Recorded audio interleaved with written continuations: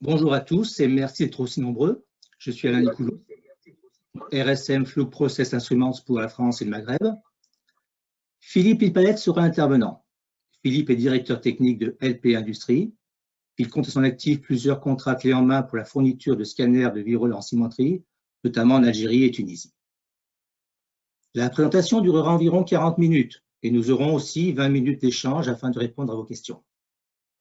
Vos micros sont volontairement coupés durant la session afin de garantir la meilleure qualité sonore pour tous. Vous pouvez bien sûr poser vos questions en utilisant la section sur la droite de votre écran et nous y répondrons juste après la présentation. Merci à tous.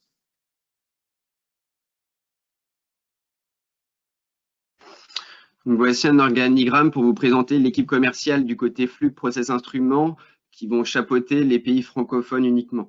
Donc, pour la zone Europe, Moyen-Orient, Afrique, le directeur commercial est Enrico Drou. Au niveau des collègues, vous venez d'entendre Alain Nicoulot, qui est responsable pour la zone France et Maghreb. Nous avons notre collègue Thomas Strohmayer pour la partie Allemagne, Autriche et Suisse. Et moi-même, donc Romain Furedi, pour une partie de la France avec Alain, la Scandinavie, le Royaume-Uni et le Benelux. Concernant maintenant, donc il faut savoir que Fluke Process Instruments fait partie d'une des grandes divisions du groupe américain Fluke. Donc si Philippe, tu peux passer à la diapo suivante. Donc ici, c'est pour vous rappeler un petit historique de l'évolution de notre structure. Donc il faut savoir que Fluke Process Instruments, c'est le regroupement de 3 entités. Donc 2 entités qui sont spécialistes dans ce qu'on appelle la mesure par infrarouge, c'est-à-dire sans contact, à savoir les entités Raytech et IRCON, et une entité qui, elle, est spécialiste dans des mesures à contact que l'on appelle DataPack. Au niveau de la distribution géographique, on couvre l'ensemble des continents avec notre siège qui est basé aux États-Unis à Everett. Nous avons pour la partie infrarouge notre centre de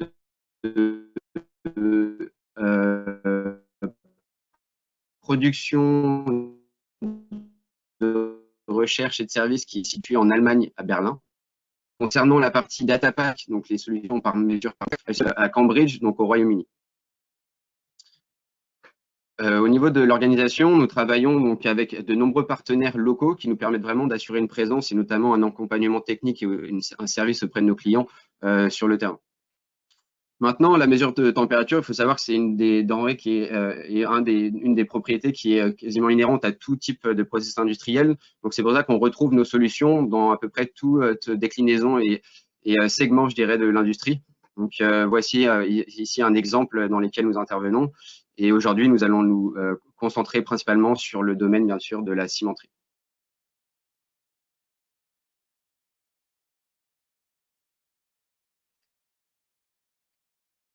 Concernant la gamme de nos produits, nous avons une gamme assez large. Donc, comme je le disais, nous avons des technologies dites par infrarouge, donc sans contact, qui se déclinent en mètres, et également des gammes d'imageurs thermiques. Ça peut être des caméras thermiques ou des scanners thermiques. Aujourd'hui, la session, vous allez découvrir notamment nos scanners thermiques. Au niveau des solutions par contact, elles se déclinent en général à l'aide d'une composante de thermocouple reliée à des data loggers qui sont eux-mêmes protégés dans des boucliers thermiques qui vont venir survivre dans des zones extrêmement complexes et difficiles, comme notamment à l'intérieur des fours.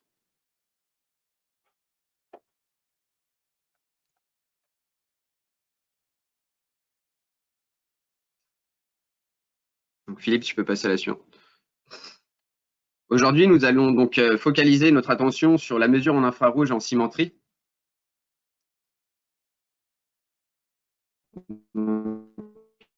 Je vais maintenant laisser la main à notre intervenant Philippe Pilpalette qui va vous présenter plus en détail nos solutions. Bonjour à tous, merci pour votre présence. Je suis donc Philippe Pilpalette, directeur technique de la société LP Industrie. On va aborder le thème donc de la mesure de l'infrarouge en cimenterie. Pour commencer, on va voir comment fonctionne l'infrarouge. Voilà. Ce qu'il faut savoir, c'est que vous avez, dans le spectre électromagnétique, vous avez des rayonnements que l'on peut voir. la lumière visible, là vous avez l'œil, entre les UV et l'infrarouge. L'infrarouge, c'est la longueur d'onde entre 1 micromètre et 20 micromètres. C'est évidemment donc au-delà de la lumière visible. Notre œil à nous ne peut pas le voir, mais le rayonnement existe vraiment. Et au niveau des radiations infrarouges, ce qu'il faut savoir, c'est que tous les objets ayant une température au-dessus du 0 degré absolu, moins 273 degrés Celsius, émettent de l'infrarouge, un rayonnement infrarouge. Ce rayonnement, il a la particularité d'augmenter avec la température. Plus un objet est chaud, plus il émet de la radiation infrarouge. C'est un rayonnement, on est dans le spectre électromagnétique, donc ça se dépasse la vitesse de la lumière. Et cela peut être réfléchi ou concentré à l'aide d'accessoires optiques. Ce qu'il faut surtout retenir, c'est que la mesure de température infrarouge, comme décrite dans le schéma qui est sur la droite, que je vais détailler, la mesure température infrarouge, c'est l'optique. Voilà. Alors, vous avez ici, sur la droite, sur le schéma, le capteur infrarouge. Il faut considérer le capteur infrarouge un peu comme un œil, comme l'œil humain, sauf qu'il n'est pas sensible à la lumière visible, mais sensible à la radiation infrarouge, que l'œil humain ne peut pas voir. Et quand on veut mesurer la température d'un objet, on le vise et on reçoit le rayonnement infrarouge. Ce rayonnement infrarouge reçu en visant l'objet, il peut avoir trois origines. Évidemment, la température, donc ce qui est émis en rouge, ici, mais il peut aussi avoir une réflexion, un peu comme un effet miroir en fait, donc le rayonnement peut être réfléchi, et il peut aussi être transmis, c'est-à-dire il peut y avoir une autre source de chaleur de l'autre côté, et ça peut être transmis. La question quand le capteur mesure, vise l'objet, est de savoir de connaître cette valeur-là, c'est-à-dire en fait, quelle est la fraction de rayonnement infrarouge provenant réellement de la température lorsqu'on vise l'objet. Vous avez ici donc une petite formule. Donc vous avez la réflexion plus l'émission par l'objet plus la transmission égale 100% du rayonnement qui est reçu par le capteur. 100% égale 1. Et il y a une notion en infrarouge qui est vraiment importante, c'est l'émissivité. L'émissivité, on peut résumer ça en disant que c'est égal à, sur le total de rayonnement infrarouge qui est reçu, quelle est cette valeur-là? Quel est le rayonnement infrarouge vraiment émis en raison de la température de l'objet? Il faut donc éliminer la réflexion et la transmission. Dans tous les cas, pour avoir une mesure précise, il faut bien sûr maximiser l'émissivité.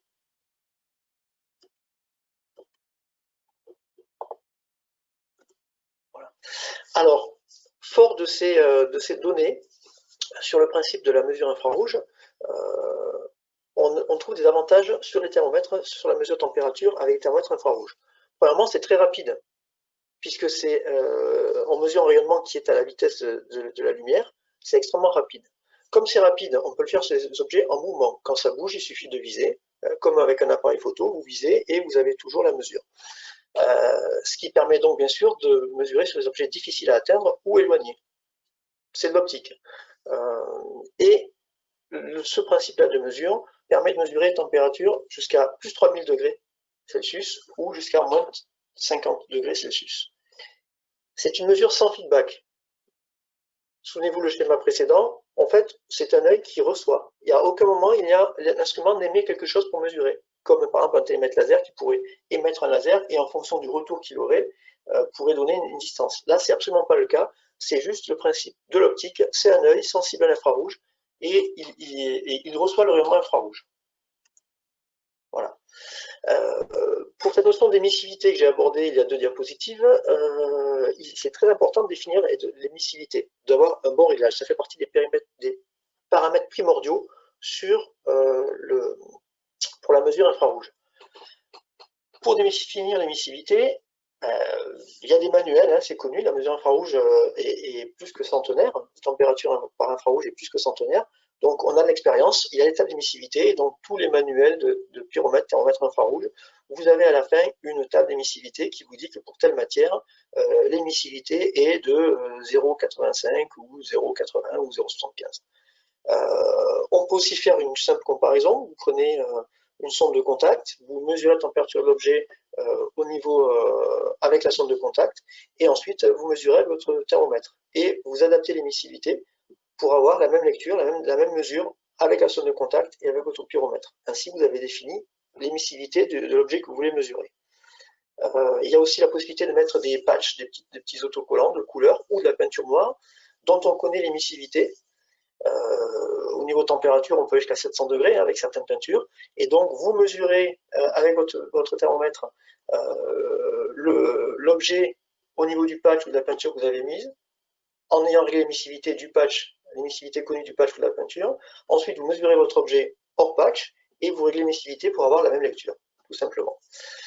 L'autre possibilité, c'est de fabriquer un corps noir, c'est-à-dire un corps noir, c'est un objet dont on sait que quand on mesure sa température par rayon infrarouge, 100% du rayonnement infrarouge est émis par l'objet. Il n'y a ni réflexion ni transmission. Voilà. Donc on peut faire une cavité de manière à ce qu'il y ait de l'ombre, qu'il n'y ait pas de possibilité de réflexion, de transmission. Et on peut faire une mesure. Et ensuite, on connaît la température de l'objet. Et on peut donc définir l'émissivité. Voilà. Maintenant, on va aborder la cimenterie. Donc, dans tout le process cimentier, que ce soit de la carrière jusqu'à la sortie du silo ciment, il y a plusieurs points sur lesquels on peut utiliser l'infrarouge. Aujourd'hui, on verra plus spécifiquement effectivement le scanner de Virol, mais ici, les grandes fonctions utilisées en mesure infrarouge, c'est le scanner de Virol, le pyromètre en zone de cuisson. Voilà, à côté de la tuyère, on met un pyromètre qui permet de mesurer le clinker en zone de clinkerisation pour être sûr d'avoir autour des 1450 degrés nécessaires à la réaction chimique. On se sert aussi de pyromètre ou de scanner au niveau du refroidisseur pour voir la performance du refroidisseur et faire en sorte que le stockage de clinker ne soit pas trop chaud. Et ça, c'est au niveau des mesures de température, pour connaître vraiment le process, à quelle température il est. Il y a d'autres applications au niveau de l'infrarouge. Il y en a deux autres. C'est suivre l'état mécanique d'un objet en mouvement, par exemple. Et là, vous avez ici, pour le broyeur cru et pour le broyeur ciment, on peut mettre des petits pyromètres pour surveiller l'état des roulements. Quand ton roulement commence à être usé ou commence à être abîmé, sa température va augmenter. Donc en surveillant la température avec des petits pyromètres, vous pouvez avoir une alarme qui se déclenche quand l'état du roulement commence à être compliqué pour la poursuite d'une production dans les meilleures conditions. Et dans toute la cimenterie, on peut utiliser les pyromètres pour le contrôle des installations électriques ou un imageur thermique. Faut savoir que quand il y a un souci, avant qu'il y ait des dégâts, un départ d'incendie, quoi que ce soit, il y a une augmentation de température. Donc en faisant des rondes régulières sur les installations électriques, vous pouvez très bien surveiller l'état et faire de la maintenance préventive.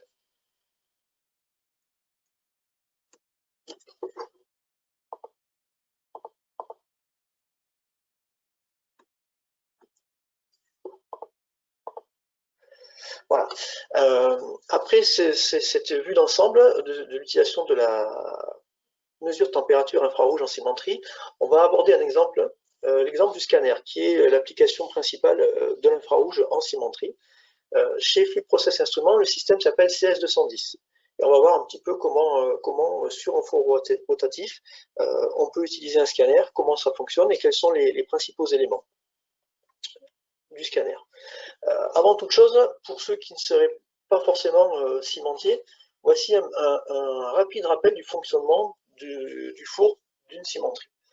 En gros, le four d'une cimenterie, c'est un long tuyau qui peut faire entre 60 et 120 mètres en métal, d'un diamètre de 3 à 5 mètres, légèrement incliné, dans lequel on fait arriver donc ce qu'on appelle le cru, hein, donc de la pierre broyée, qui, en raison de l'inclinaison et d'une rotation, un four tourne en fonctionnement normal entre 3 et 5 tours minute à peu près. Donc la matière va s'enrouler de manière hélicoïdale avec la pente, elle va descendre pour arriver en zone de cuisson. Là vous avez une énorme flamme qui peut faire 15-20 mètres et plus. Et la température va augmenter, je vous dis la température de clinkerisation est de l'ordre de 1450 degrés. Et ensuite elle part vers le refroidisseur pour ensuite être stockée en clinker et avec les additifs devenir du ciment. Le souci, c'est que 1450 degrés plus un tube en métal, ça peut créer des soucis, ça peut créer des problèmes, et donc il y a sur toute la longueur du four des pierres, des briques réfractaires qui sont installées pour séparer les hautes températures de la surface de la virole métallique.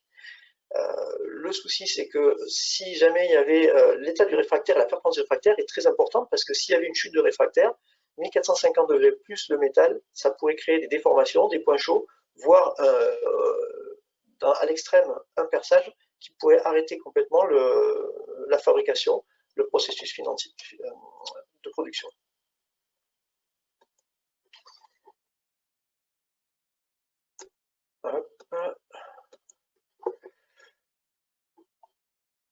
Désolé, petit souci.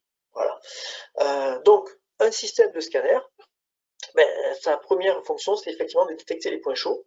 En cas de chute de réfractaire, ça peut arriver quand il est usé.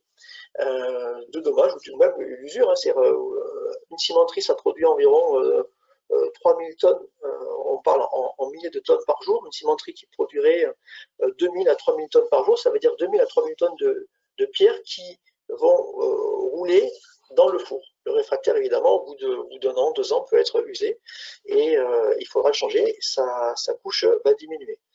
Donc, en cas de chute, il faut absolument détecter le point chaud.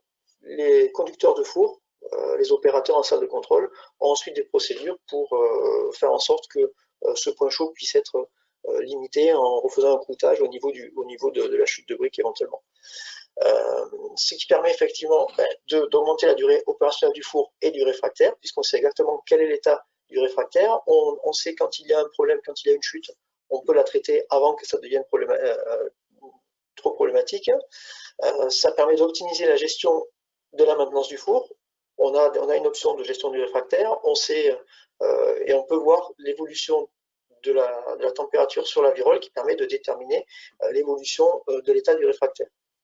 Voilà. Évidemment, vous avez un suivi, un affichage des paramètres clés du four, la rotation, la température. Et si la flamme, qui peut être déplacée, orientée, est un petit peu trop près du réfractaire et pas forcément bien placée, qui a un fonctionnement normal, on peut aussi le détecter. Ça s'utilise un scanner sur tout type de four rotatif de ce type-là. Alors là, c'est l'exemple aujourd'hui, c'est la cimenterie, mais on peut l'utiliser pour les fours à chaud, dans l'industrie chimique, dans l'industrie des papiers, dans l'industrie de la gestion des déchets, et voilà. Il faut savoir que Flux Process Instruments, qui a repris la marque Retec, qui est très réputée dans les cimenteries, avec ses gammes successives CS100, CS200, CS210, a déjà plus de 500 installations de scanners dans le monde entier. Et voilà, la fonction principale d'un scanner de four, c'est vraiment d'éviter l'arrêt de production, voire devoir changer la tronçon du rôle. Ce qui peut là peut entraîner jusqu'à 1 mois d'arrêt de production avec les pertes que cela peut induire. Alors, comment fonctionne et quels sont les éléments d'un scanner de four? Un scanner de four, avant toute chose, le capteur, le principal, c'est le capteur, le MP150, qu'on verra dans la diapositive précédente. Ce MP150, c'est un scanner de ligne infrarouge qui est dans un boîtier de protection et qui vise la surface du four, la virole. Il scanne des lignes et il les assemble, après avec le logiciel, il les assemblera. Ce scanner, il permet avec le logiciel de représenter ce qu'on appelle un thermogramme, c'est-à-dire de mettre à plat la surface du four sur sa circonférence et d'afficher les températures sur la surface du four. Pour savoir quand la rotation est terminée, vous avez donc une barre de signal avec un capteur inductif, une barre métallique qui passe devant le capteur inductif, et à chaque fois qu'elle passe dans le capteur inductif, c'est qu'un tour a été fait. Donc il signale la rotation et le système va synchroniser toutes les lignes qu'il a scannées depuis la précédente rotation, il va les assembler, indiquer les températures et vous allez obtenir votre thermogramme. Voilà. Le système de base comporte 1 ou 2 scanners, il y a de la communication, il y a de la synchronisation de la rotation, ensuite avec une fibre optique, un seul câble entre le site et la salle de contrôle. Vous avez ici un boîtier de connexion qui va sur un PC standard, on le verra tout à l'heure, un PC de commerce équipé du logiciel, et pour afficher le thermogramme. À cela peuvent s'ajouter la mesure de glissement des bandages, pour voir si la température au niveau de la virole augmente dans des proportions supérieures à ce que le constructeur a indiqué dans sa documentation. Je vous rappelle que la mesure infrarouge, c'est de l'optique. Donc, quand il y a un bandage ici, c'est-à-dire en fait, c'est un anneau sur lequel, les 3 anneaux là, ce sont des bandages, ce sont des anneaux sur lesquels est enfilé le tube, le four, et le four repose sur ces anneaux-là, en fait. Il n'est pas fixé, il est juste posé. Un four, ça pèse environ 400 tonnes. Mais simplement, comme c'est de l'optique pour le scanner, au niveau de ces anneaux-là, le scanner ne peut pas mesurer ce qui se passe sous l'anneau. Par contre, si jamais il y avait une température excessive, comme c'est du métal, la virole va augmenter, va avoir sa circonférence augmenter, et en faisant une différence de temps de rotation entre l'anneau, le bandage et le four, on peut déterminer ce qu'on appelle le glissement des bandages. Ce glissement des bandages, il est défini par le fabricant dans des limites hautes et des limites basses. Nous, on mesure le temps, on a rentré dans les paramètres les valeurs hautes et basses définies par le fabricant, et si on dépasse ces valeurs-là, c'est qu'il y a un problème de température au niveau du bandage, et dans ce cas, on déclenche une alarme. Ça, c'est la première option.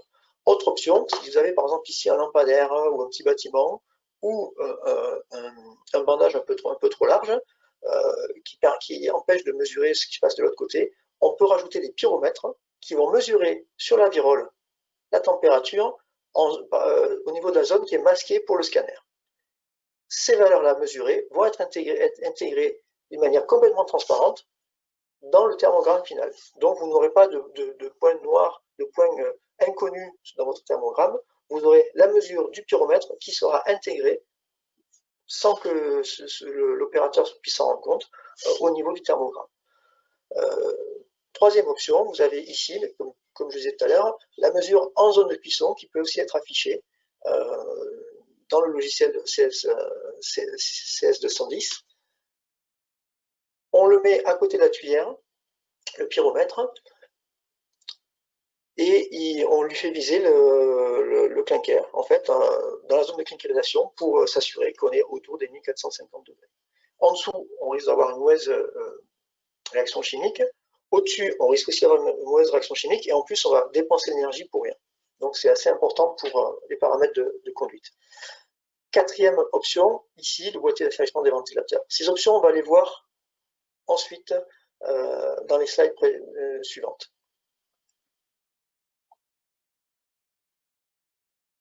Voilà, le scanner, le capteur de mesure. Le scanner, il est fait d'un capteur. C'est un capteur de très bonne qualité, on va le voir juste après. Une lentille filtre. Vous avez ici un miroir qui est installé sur un moteur rotatif. Et dans un champ de vision de 90 degrés, ici, vous avez la mesure qui est envoyée sur le capteur. Sur ces 90 degrés, le capteur va garder 1024 points. En fait, il en scanne un petit peu plus, mais il garde 1024 points avec un algorithme, ce qui permet d'avoir une résolution à taille d'une brique avec une détection de points chauds de un D2S de 510 pour 1. Voilà. Il y a un chauffage interne, il y a une compensation de la température interne, il y a aussi une sortie d'alarme indépendante du PC. Donc même si votre PC ne fonctionnait pas, vous pouvez avoir au niveau du scanner de ligne une sortie alarme matérielle qui permet de déclencher une lumière, un relais sur votre système de conduite ou une alarme sonore. Voilà. Le système CS210 peut gérer jusqu'à 4 fours, jusqu'à 4 scanners. Ça veut dire un seul four, 4 scanners. Donc pour les fours longs, pour les situations complexes avec des obstacles, etc., on peut gérer ça avec les fours, et après on intègre un seul thermogramme qui tient compte des mesures. On va le voir tout à l'heure. Point très très important sur la fabrication d'un scanner de ligne, vous avez ici un corps noir interne. Un corps noir, donc interne, c'est dont on connaît la température. Ça veut dire qu'à chaque rotation, le scanner va se calibrer. Il est possible qu'avec le temps, le capteur ait une légère dérive sur ces mesures, sachant que moi j'ai des capteurs qui fonctionnent depuis plus de 15 ans sans souci, et ils fonctionnent depuis 15 ans sans souci au niveau de la mesure, grâce à ce corps noir intégré. À chaque rotation, il y a une recalibration qui se fait pour le scanner. Donc à chaque fois, vous avez une mesure exacte. Alors petite image, alors c'est pas fait avec un scanner, avec notre scanner de ligne qui est pour les cimenteries, mais le détecteur qui est intégré dans le MP150HR, c'est un détecteur à tellurure mercure-cadmium. Voilà, vous avez ici les informations. Alors cette image, c'est une image du cosmos. Vous voyez, on utilise la détection infrarouge, pas que pour les cimenteries. Ça, c'est Hubble qui est équipé d'un capteur pour mesurer. Donc la NASA a choisi la technologie. Ici, c'est indiqué clairement la technologie à tellurure de mercure-cadmium. Voilà. Mais vous avez exactement la même technologie avec une précision différente parce qu'on n'a pas le même besoin, on n'est pas la NASA à mesurer à des centaines de millions de kilomètres, mais vous avez exactement la même technologie, la même qualité de capteur sur le MP150HR de Fluke Process Instruments. Voilà.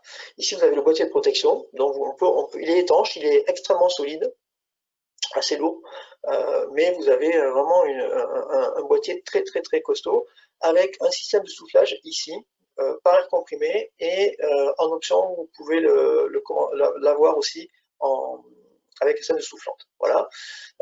Et on peut régler dans les 3 dimensions pour être sûr de bien viser la virole. Voilà. Et le capteur de position, dont je vous parlais tout à l'heure, vous voyez ici donc ici, là, vous avez la barre avec le capteur ici, qui résiste jusqu'à 230 degrés, donc il n'y a aucun souci au niveau température. Le câble en dessous résiste à 180 degrés, c'est un câble électrique spécifique. Vous avez à chaque rotation l'impulsion qui indique au système que la rotation est terminée et que toutes les lignes qu'il a scannées depuis la précédente rotation, il les assemble pour vous faire le thermogramme. Voilà. Comme je l'ai dit tout à l'heure en décrivant le schéma, vous avez la communication par fibre optique. Donc, entre le site et la salle de contrôle, une seule fibre, un seul câble à tirer, une fibre optique. Mais l'avantage de la fibre optique, c'est qu'elle n'est pas sensible aux perturbations électromagnétiques. Vous pouvez mettre de la puissance à côté, ça ne va pas gêner, il n'y a pas d'interférence, il n'y a pas de mise à la masse. Et il y a un seul câble à tirer, c'est quand même beaucoup plus pratique et beaucoup plus simple. Voilà. Dans le schéma aussi, j'ai abordé donc en salle de contrôle de l'ordinateur avec un affichage qu'on peut déporter. Vous pouvez mettre l'ordinateur dans la salle des armoires. On peut vous livrer les câbles de 20 mètres pour la vidéo, le clavier et la souris et l'audio. C'est un ordinateur standard professionnel, bien sûr. Vous avez ici donc la configuration minimale, et c'est un PC standard sans carte d'extension spécifique ou donc qui nécessite d'ouvrir l'ordinateur, d'avoir peut-être appris à la réparer ou quoi que ce soit. Nous, tout ce dont nous avons besoin, c'est ordinateur standard avec une configuration minimale qui est indiquée sur la droite, une connexion Ethernet, et après la communication se fait en Ethernet tout simplement. Voilà. Et ça fonctionne sous Windows 10, bien sûr, Pro. Voilà l'écran principal de ce que vous avez sur le scanner en salle de contrôle ou ailleurs, on va le voir tout à l'heure. Donc vous avez 3 parties principales avec une 4e ici. Voilà, donc ici vous avez les courbes de température. Ces courbes de température, vous avez donc le maxi en rouge, le mini en bleu et la moyenne. Et donc sur tout le déroulé du four, de 0, ici on est à peu près à 50 mètres. Donc de 0 à 50 mètres, vous voyez les températures mini, maxi. Vous voyez ici, vous avez des traits qui déterminent en fait les zones d'alarme, ce qui fait que si la courbe rouge devait monter au-dessus, vous aurez cette zone qui est en alarme là, et vous pourrez déclencher des alarmes ou des ventilateurs, on va le voir. Donc ça, vous avez le graphique de température. Vous avez ici les zones de réfractaire. On choisit la couleur, et on définit donc pareil de 0 à 50 mètres sur cet exemple-là. Vous choisissez les longueurs, les longueurs de réfractaire, vous définissez la conductivité, la taille, le fabricant, la date d'installation, et vous pouvez suivre comme ça l'installation réfractaire dans votre four. Et ici, vous avez donc le thermogramme, qui est la mise à plat de la surface complète du four. Donc ici, on retrouve un bandage, et probablement ici la couronne crantée, qui permet d'entraîner le four, et ici le trou d'homme, par exemple. Pareil, et vous pouvez vous déplacer avec la souris, et quand vous déplacez avec la souris, vous avez en bas, en fait, l'indication de où vous êtes. Par exemple, ici, vous avez, c'est le scanner 1 qui donne l'information, vous êtes à 25,15 mètres, la température mini est 202 degrés et la maxi est de 314 degrés. Voilà. On peut choisir la plage de couleur, vous avez ici le rappel, l'échelle de couleur qui est paramétrable s'il faut, mais le standard en principe c'est ça. Plus c'est bleu foncé, plus c'est froid, plus c'est rouge, orangé, voire jaune, plus c'est chaud. Voilà. Vous avez en bas donc la date, l'heure, les températures internes des capteurs. Donc ici vous voyez qu'il y a un scanner et vous avez quelques pyromètres. Et vous avez ici la mesure de température en zone de cuisson.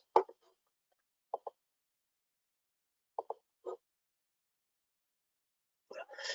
Cet affichage, je vous ai dit qu'on pouvait l'avoir dans plusieurs endroits. Donc ça, c'est l'explication. Vous pouvez avoir donc au niveau des opérateurs en salle de contrôle l'affichage du thermogramme, sachant que il y a aussi une possibilité de communiquer. Le serveur des informations est ouvert, serveur OPC, et donc après avec une programmation, vous pouvez intégrer certaines valeurs mesurées et indiquées par le scanner dans votre système de conduite si vous le souhaitez.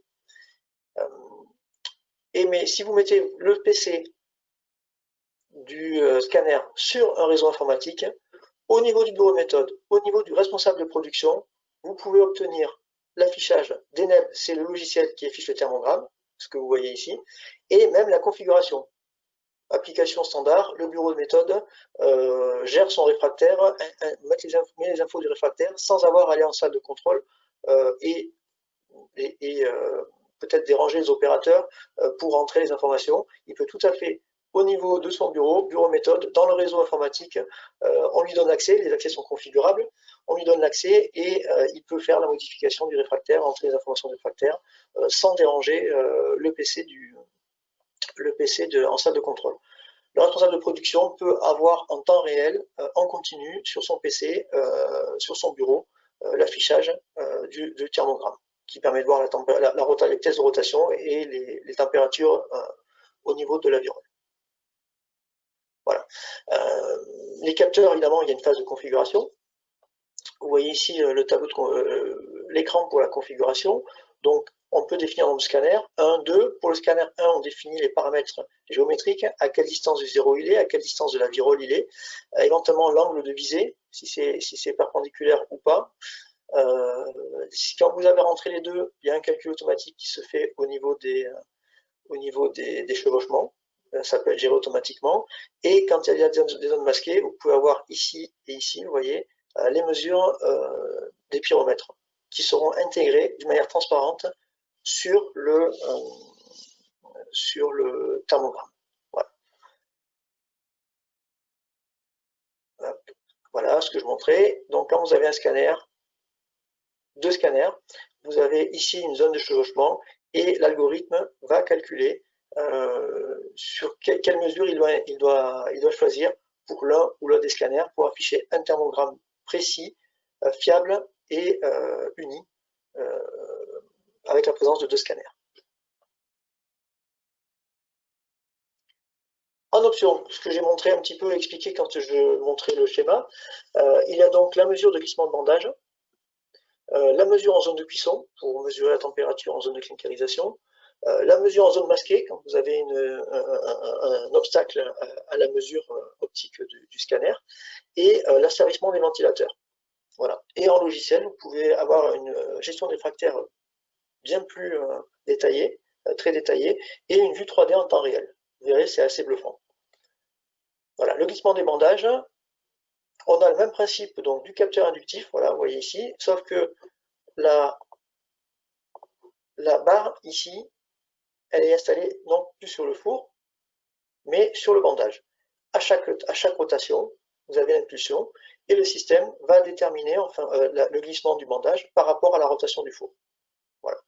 En standard, vous avez 3 capteurs qui sont fournis avec l'option et on peut aller jusqu'à 6 bandages en gestion. Voilà. Et une fois qu'on a rentré les paramètres constructeurs, le système vous dira si vous êtes dans le paramètre et vous déclencherez une alarme si vous dépassez ces paramètres-là. On peut définir le nombre d'itérations de dépassement avant de déclencher l'alarme. Est-ce que c'est au bout de la première fois que la distance, que le glissement est dépassé, on déclenche l'alarme, ou est-ce qu'on attend 4, 5, 6 fois, 10 fois avant de déclencher l'alarme?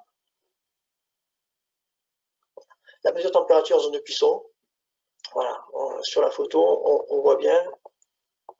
Ici, donc, vous avez le boîtier de protection qui peut être refroidi par eau ou par air, avec aussi un système de soufflage pour éviter que l'air chaud ne vienne brûler la lentille, et qui va viser ici la zone de clinicarisation. Voilà.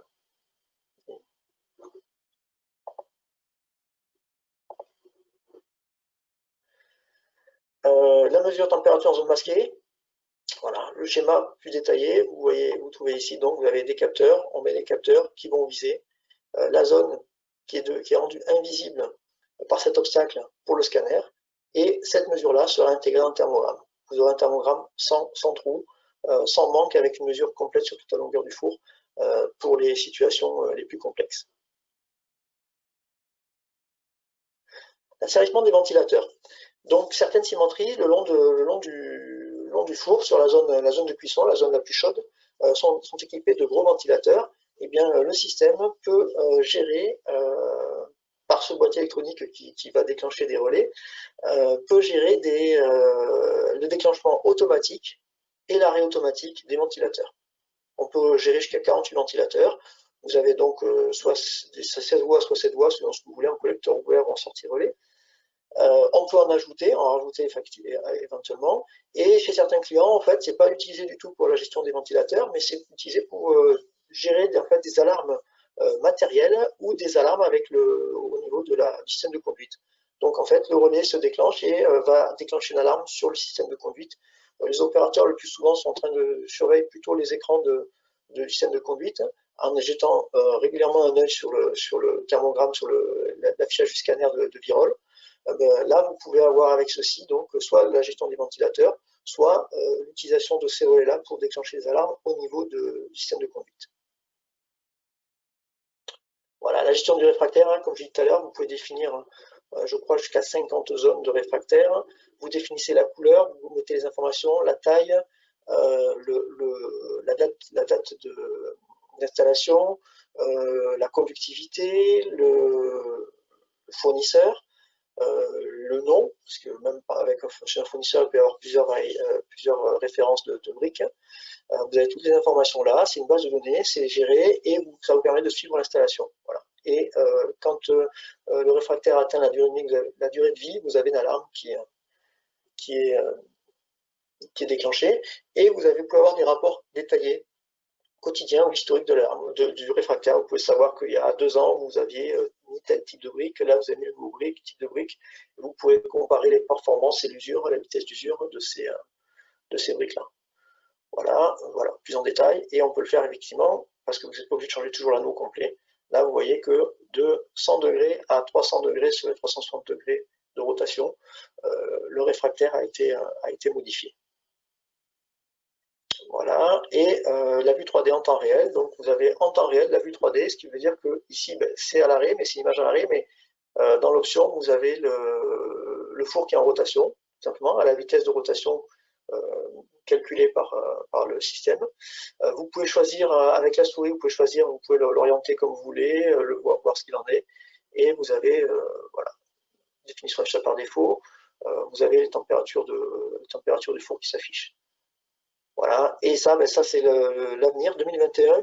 On va passer du système CS210 au système CS400, où là, en plus, vous aurez évaluation du coûtage avec l'affichage du coûtage, et vous pourrez faire coulisser votre souris sur toute la longueur de la vue 3D, et vous pourrez voir à chaque distance le réfractaire et l'évaluation du coûtage. Voilà, avec aussi toujours la section qui sera indiquée ici.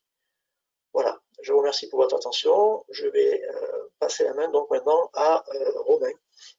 Alain. À vous. Merci beaucoup, Philippe. Nous allons passer maintenant aux questions. Donc, vous avez toujours les micros qui sont malheureusement mutés parce qu'on a trop de, enfin coupés, pardon, parce que nous avons trop de personnes en même temps qui suivent ce webinaire.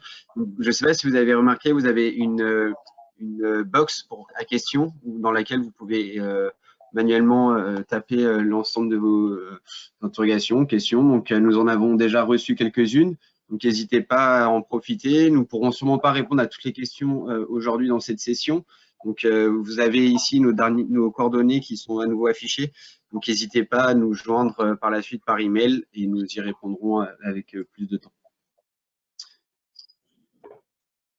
Donc, on va commencer. Donc, la première question qu'on a reçue, alors, on a eu quelle est la longueur de four maximale que peut gérer un scanner? Donc, je crois qu'à un moment, Philippe, tu l'as déjà évoqué. Oui, alors, en fait, bon, c'est de l'optique, il y a un angle de 90 degrés.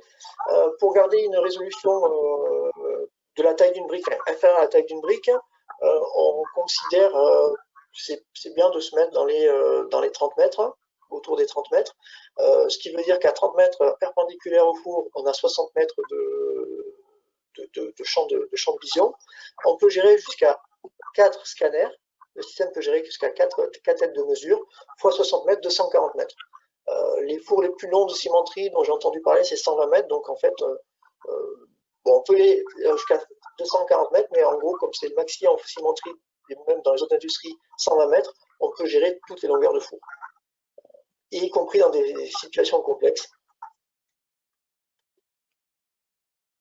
Merci beaucoup, Philippe. La question suivante, nous avons combien de temps faut-il recalibrer le scanner? Ah, alors, ben, en fait,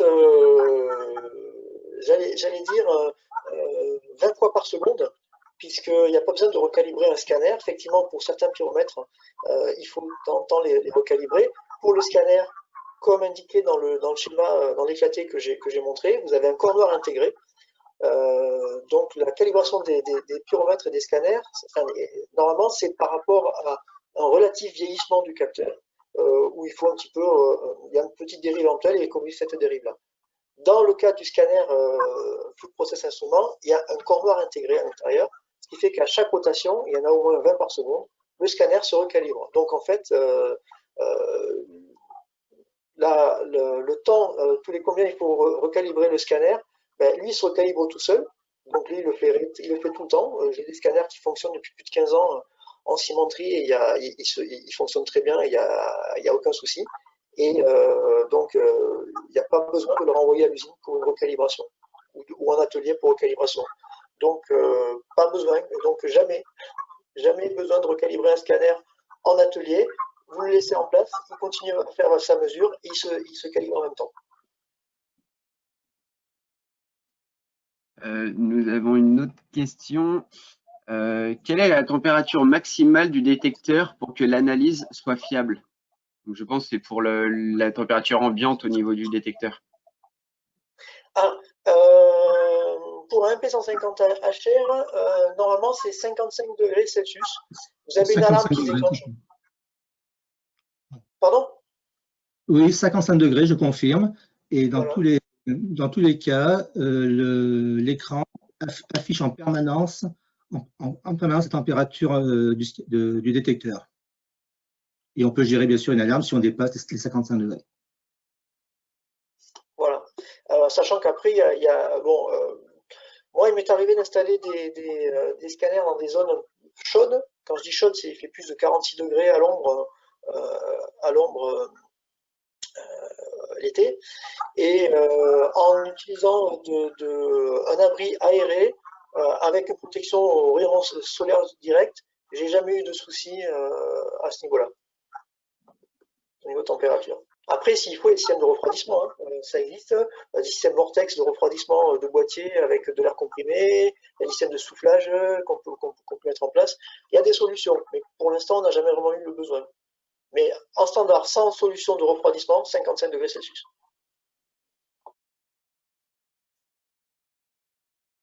Merci pour cette réponse. La prochaine question que nous avons, Est-ce que vous vendez clé en main ces systèmes? Donc là, je pense qu'il s'adresse au flux process instruments. Donc là, peut-être que Philippe, tu veux y répondre?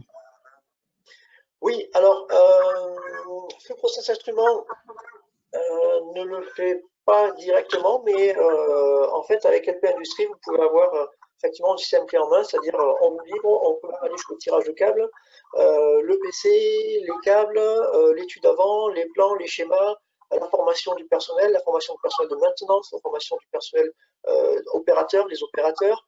Donc oui, c'est possible, soit en groupement flux process instrument LP Industrie, soit LP Industrie tout seul. Donc oui, c'est faisable. Ensuite, la question d'après, le logiciel peut-il gérer et suivre plusieurs fours rotatifs à la fois? Donc là, si tu veux, Philippe, je peux y répondre. Donc la présentation qu'on a eue aujourd'hui concerne principalement le CS 210, donc c'est le système avec le logiciel actuel. Donc, comme Philippe l'a évoqué dans la présentation, on a jusqu'à 4 scanners qui peuvent être gérés en simultané par le système, seulement pour un seul et même four. En revanche, la nouvelle génération de logiciels qui est prévue au plus tard pour le second semestre de l'année prochaine, lui, il n'y aura plus de limite. C'est-à-dire qu'avec le même logiciel, on sera capable de gérer plusieurs fours en simultané et il n'y aura plus de limite à 4 scanners, on pourra dépasser ce chiffre également. On a peut-être le temps pour encore une ou deux autres questions. Donc c'est toujours lié. Ok. Donc les scanners actuels seront-ils compatibles avec le nouveau logiciel? Écoutez, je peux répondre directement. Là, la réponse est oui. Le principe, c'est d'avoir vraiment aucune modification à apporter sur la partie scanner, installation, toute la partie câblage. Il y aura plus rien, il y aura vraiment rien à changer. C'est uniquement au niveau du PC de contrôle où on a l'installation du logiciel. Il y aura bien sûr la nouvelle licence à installer. Alors là, Romain, si tu permets, je vais rajouter un point qui me paraît vraiment important et très intéressant pour l'utilisateur, c'est que c'est un système modulaire et aujourd'hui, je suis en train de travailler cet après-midi, je travaille sur un projet de mise à jour d'un système CS200 vers CS210. Les scanners ont évolué, il y a eu l'MP50, l'MP150, et à chaque fois, flux process instrument fait en sorte qu'on puisse faire les mises à jour. Alors, il y a des fonctionnalités qui seront peut-être momentanément pas utilisables parce que le MP50 il n'a pas les mêmes performances que le MP150, mais vous aurez le thermogramme, vous aurez l'affichage, etc. Et au fur et à mesure, sur 10, 15, 20 ans, votre système, vous pouvez toujours régulièrement le faire, mettre à jour, le faire évoluer. Pas besoin de racheter un système complet, tout neuf.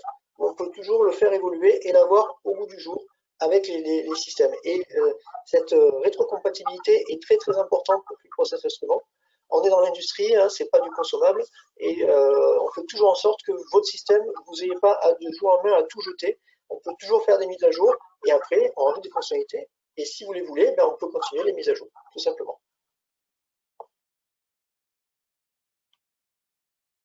Une autre question, ça concerne donc la zone, donc ce qu'on appelle les shadow pyromètres pour les zones d'ombre. Une personne demande s'il a actuellement une installation avec un système qui n'est pas de chez nous. Est-ce qu'on peut coupler une option avec nos propres pyromètres pour couvrir les zones masquées? Alors oui, on peut toujours mesurer une zone masquée, sauf qu'elle est affichée sur un PC. Par contre, si c'est un système qui n'est pas un système field process instrument, moi à ce jour, je ne peux absolument pas garantir que je puisse intégrer la mesure du pyromètre dans le thermogramme de notre confrère. Après, c'est par contre que nous on puisse aujourd'hui mesurer en zone masquée et qu'on puisse l'afficher sur un PC en sorte de contrôle, ça, aucun souci. L'intégration dans un système tiers, ça, je ne sais pas, il faut voir, mais ça me paraît pas forcément évident. Ça a été programmé, les systèmes flux processement ont été programmés pour intégrer les mesures de pyromètre pour les zones masquées. Je ne sais pas ce qu'il en est des autres solutions.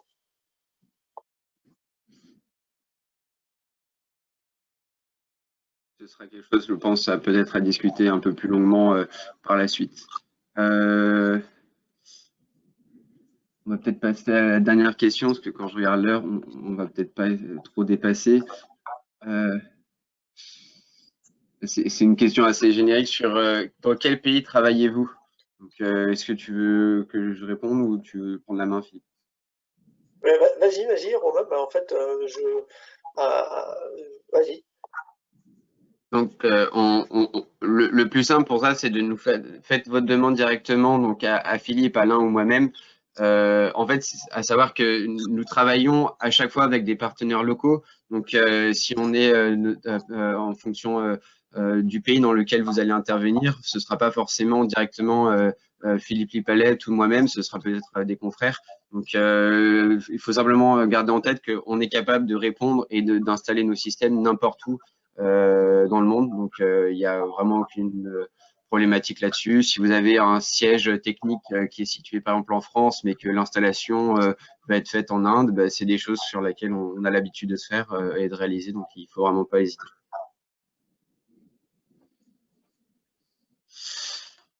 Eh bien, écoutez, je pense qu'il y a encore d'autres questions, mais nous allons y répondre ultérieurement, parce que certaines demandent un peu plus de temps et d'approfondissement.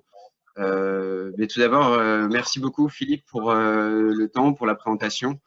J'espère que ces premières informations et éléments vous permettront aujourd'hui de vous interroger sur les potentiels et les performances des systèmes infrarouges pour vos applications en cimenterie. On a choisi volontairement la cimenterie parce que c'est un cas qui représente très facilement l'applicatif des fours rotatifs, mais ça se transpose très facilement sur d'autres industries ayant également des fours tournants. Je pense notamment à certaines industries de recyclage de déchets ou dans tout ce qui tourne autour de la papeterie.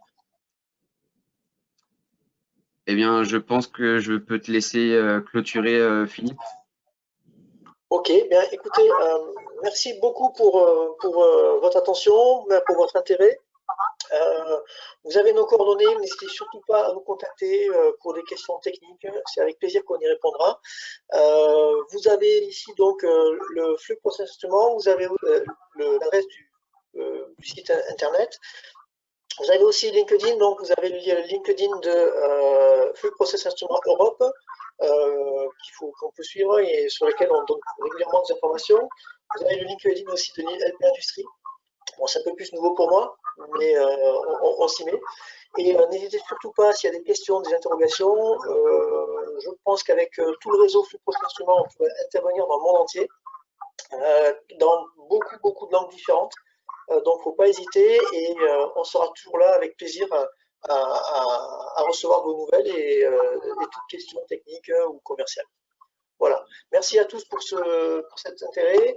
Suivez donc sur LinkedIn. Je pense qu'on a quelques projets aussi de webinaires à l'avenir. On va en parler en interne. Et je vous souhaite à tous une excellente journée et surtout prenez soin de vous dans ces périodes un peu compliquées au niveau sanitaire. Merci Philippe. Merci beaucoup.